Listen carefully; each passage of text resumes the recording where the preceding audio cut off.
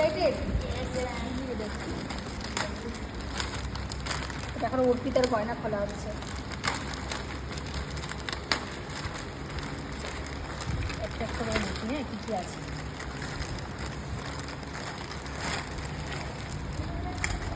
এটা হচ্ছে first mango belt.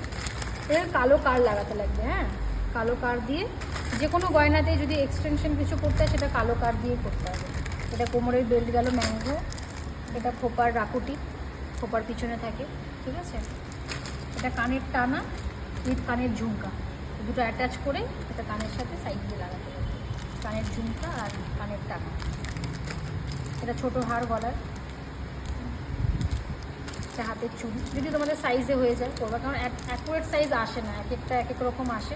যদি কারো হাত একটু ছোটো থাকে হয়ে যাবে হয়তো। এটা হাতের বাজু, হ্যাঁ পাশে।